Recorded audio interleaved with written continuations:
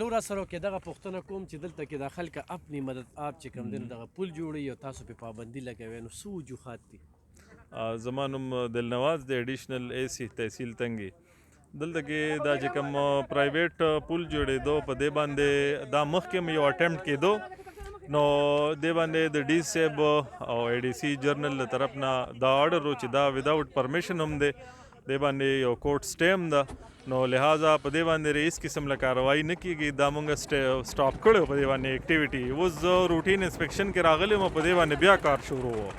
نو دوی ته ما دا وویل چې تر څو پورې ډي سی صاحب نه تاسو په دې حوالې سره پرمیشن نه راغستې نو تاسو په دې باندې کار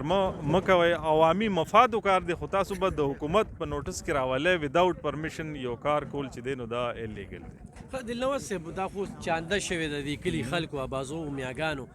او هغه چې کوم کېده نو هغه د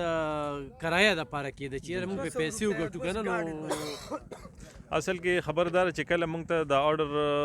ریسیو شوی چې تاسو په دې باندې کار سټاپ کړئ نو هغې سره ریزن نه ویلې چې یاره دا چونکې په دې باندې پیسې اخیستې کېږي ځکه دا سټاپ کړئ. اوس په دې باندې به زمونږ چې کوم ډي صاحب اے ډي سی جرنل دی هغه خبري په دې باندې چې ریزن څه دی د دې د سټاپ کولو نو دی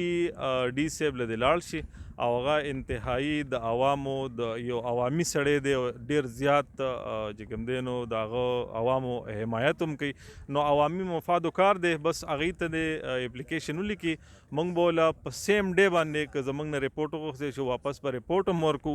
نو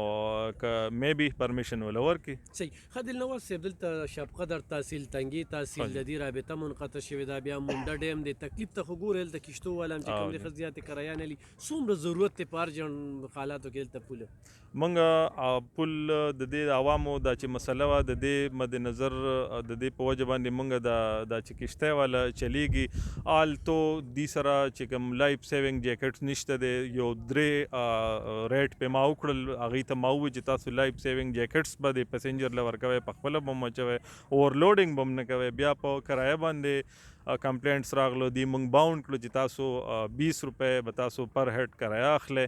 هغه پرمیشن ولې موږ ورکړی دی او ټول پسنجر په هغې باندې ځي راځي. او اوس هم که تاسو غیر چاپېره وګورئ نو دومره رش نشته د پسنجر چې یاره هغه دا کشتۍ دارې ټولې ولاړې دي.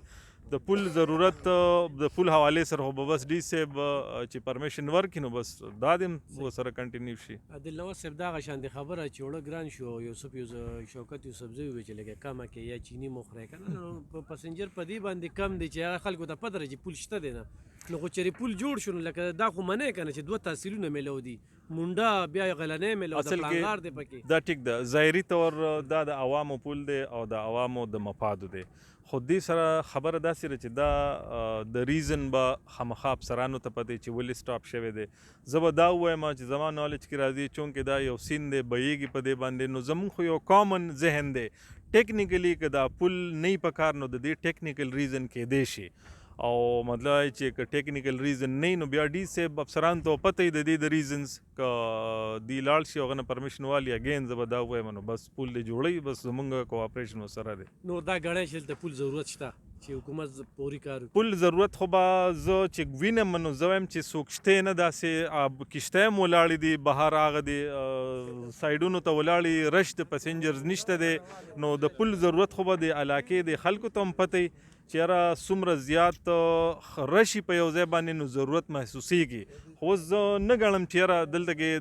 دومره د آر پار خلکو تلو راتلو رش نشته دی نو د دې حوالې سره څه نشم ویلی.